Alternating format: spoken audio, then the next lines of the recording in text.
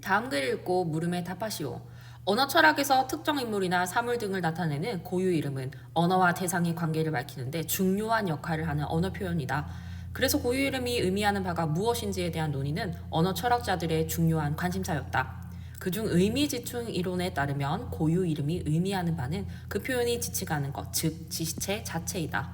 이들에 따르면 금성이라는 고유 이름이 의미하는 바는 금성 자체인 것이다. 하지만 요런 지시체계는요, 의미지칭 이론과 대조되는 내용이 전개될 것임을 나타내는 역할을 하겠죠. 하지만 프레게는 이러한 의미지충 이론의 입장을 그대로 받아들일 경우에 발생하는 문제를 지적하며 이를 해결하기 위한 지시체와 뜻을 구별하여 고유 이름을 의미하는 바를 새롭게 설명하는 이론을 제시한다. 1문단은요, 고유 이름에 대한 의미지칭 이론의 입장과 이에 대한 프레게의 이론에 대해서 얘기하고 있습니다. 2문단, 먼저 프레게는 고유 이름이 의미하는 바가 지시체라는 의미지칭 이론의 입장을 따를 경우에 발생하는 문제를 밝힌다. 다음에 두 문장을 보자. 이 문단은요, 의미지칭 이론의 입장을 반박한 프레게의 모습을 보여주고 있습니다. 첫 번째 문장, 샛별은 샛별이다. 두 번째 문장, 샛별은 개밥바라기이다. 프레게에 의하면 의미지칭 이론의 입장에서 1과 2는 완전히 동일한 의미를 지녀야 한다. 왜 그럴까요? 의미지칭 이론에 따르면 고유 이름이 의미하는 것은 지시체 자체이기 때문입니다. 왜냐하면 의미지칭 이론에 따르면 밑줄친 샛별과 개밥바라기라는 두 고유 이름이 의미하는 바는 금성이라는 지시체로 동일하기 때문이다. 하지만 프레게는 이른 동어 반복이기에 정보를 제공하지 않고 이는 정보를 제공하기 때문에 사람들은 두 문장을 다르게 인식하게 된다고 말한다. 그리고 이러한 인식적 차이가 발생하는 이유가 고유 이름의 지시체 그 자체가 아닌 뜻을 의미하기 때문이라고 주장한다.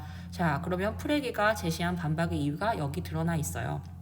즉 프레게는 샛별은 아침에 뜨는 별이란 뜻을, 개밥바라기는 저녁에 뜨는 별이란 뜻을 의미하며 샛별과 개밥바라기는 동일한 지시체인 금성을 서로 다른 제시 방식으로 제시한 것이라고 말한다. 프레게는 이처럼 동일한 지시체의 서로 다른 제시 방식인 샛별과 개밥바라기는 다른 뜻을 가진다고 말한다 라고 되어 있죠. 고유 이름이 의미하는 바가 지시체 자체라 주장하는 의미지칭 이론의 문제점이 드러나고 있습니다. 프레게는 고유 이름이 의미하는 바가 지시체가 아니기에 지시체와 뜻을 구분해야 하고, 프레게의 주장이 나타나죠. 뜻의 차이로 인해 1과 2가 인식적 차이가 있음을 설명하려고 한 것이다. 그러면 3문단은요, 프레게의 주장이 나타나는데요, 지시체와 뜻을 구분해야 된다라고 얘기하고 있습니다. 프레게는 고유 이름에 한정 기술구도 포함되어야 한다고 주장한다. 두 번째 주장. 한정 기술구란 오직 하나의 대상만이 만족하는 조건을 몇 개의 단어나 이런저런 기호로 구성한 언어 표현이다. 한정 기술구의 개념이 드러나 있죠.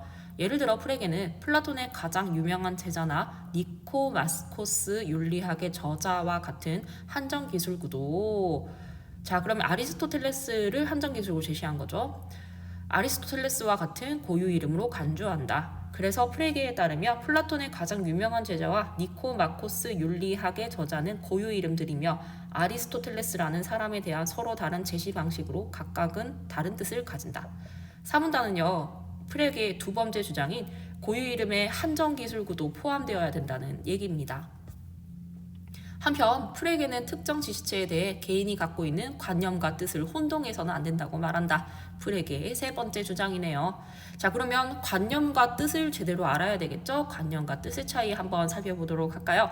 관념은 지시체에서 개인이 감각적 경험을 통해 얻게 된 주관적인 내적 이미지이다. 반면, 여러분 반면이라는 표지가 나왔어요. 관념과 대조되는 내용이 나올 것임을 나타내는 역할을 하겠죠. 반면 뜻은 우리가 의사소통을 통해 전달하고 이해할 수 있어야 하기에 언어 공동체가 공유할 수 있는 객관적으로 합의된 재산인 것이다. 다시 말해 우리가 성공적으로 의사소통할 수 있는 이유는 뜻이 공적인 것이기 때문이다. 만약 뜻이 개인의 관념과 같다고 한다면 뜻은 사람마다 다르게 되고 의사소통은 성공적으로 이루어지기 어렵게 된다. 따라서 프레게는 언어 표현의 뜻은 개인이 지시체에 대해 갖는 관념과는 다르다는 것을 분명히 한다. 프레게의 주장 세 번째는요, 관념과 뜻을 구분해야 된다는 얘기네요. 6문단. 결국 프레게는 지시체와 뜻을 구분함으로써 고유 이름이 의미하는 바를 명확히 하였다. 또한 이를 통해 의미지칭 이론에서 설명하지 못하는 유니콘과 같이 지시체가 존재하지 않는 허구적인 대상의 고유 이름이 의미하는 바를 설명할 수 있게 되었다. 육문단은요, 프레게 이론의 의의에 대해서 얘기하고 있습니다. 위클에 대한 설명으로 가장 적절한 것은 정답은 선지 1번이었습니다. 기존의 이론을 비판한 새로운 이론의 예를 중심으로 설명하고 있죠. 의미지칭 이론의 문제점을 지적한 프레게 이론을 사례를 들어 설명하고 있습니다. 정답은 바로 1번이었습니다.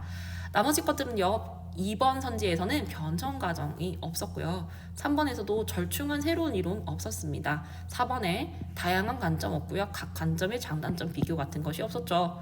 왜냐하면요. 4번 선지는 의미지칭 이론이나 프레게 이론에 대한 다양한 관점과 각 관점의 장단점 같은 것이 나타나지 않았기 때문이에요. 5번 또한 없었습니다.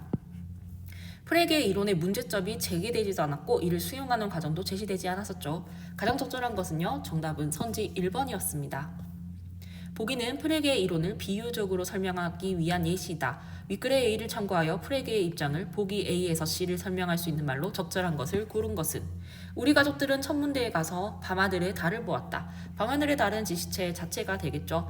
그날 우리는 하나의 망원경을 통해 달을 보고 이야기를 나눌 수 있었다. 우리 가족이 나눈 대화 속 망원경 렌즈에 맺힌 달의 형상은 모두 같았지만 자 그러면 언어 공동체가 공유할 수 있는 객관적으로 합의된 공적인 것이니까 이것은 뜻으로 볼 수가 있겠어요. 자 B는 뜻이 되겠습니다.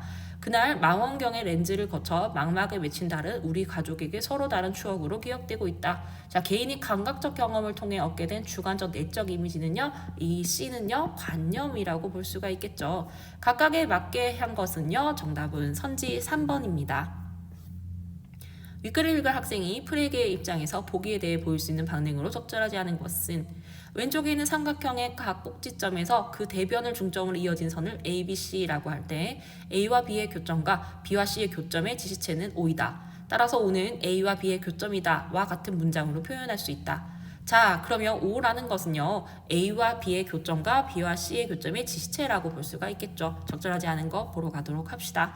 선지 1번부터 살펴보겠습니다. 가와 나는 동일한 지시체를 지칭하지만 뜻은 서로 다르다고 볼 수 있겠군. 네, 지시체는 O로 같지만 뜻은 제시 방식이 다르므로 각각 다르겠죠. 맞는 선지가 되겠습니다.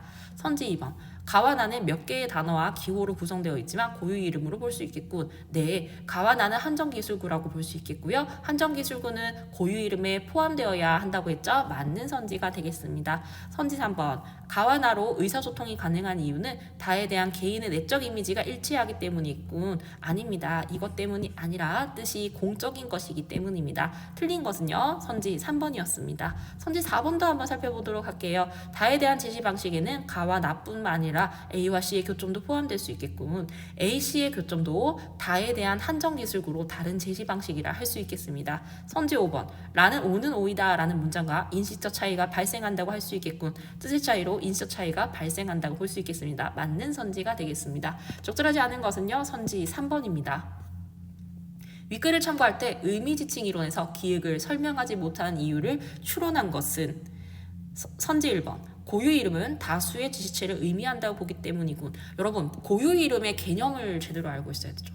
네, 고유 이름이 의미하는 것은 그 표현이 지칭하는 것, 지시체 그 자체가 되겠습니다. 자, 그래서 선지 1번과 2번은 고유 이름을 잘못 설명하고 있기 때문에 틀린 것이 되겠고요. 선지 3번 보겠습니다. 고유 이름이 의미하는 바를 지시체 그 자체로 보기 때문이겠군. 맞습니다. 고유 이름을 의미하는 바를 정확히 알고 있기 때문에 정답은 선지 3번이 되겠고요. 4번도 다른 소리를 하고 있고요. 자, 그리고 5번도 다른 소리를 하고 있는데요. 언어와 대상의 관계를 밝히는데 중요한 역할을 하는 언어 표현이 바로 고유 이름이라고 볼 수가 있겠죠. 자, 추론한 내용으로 가장 적절한 것은요. 정답은 선지 3번입니다.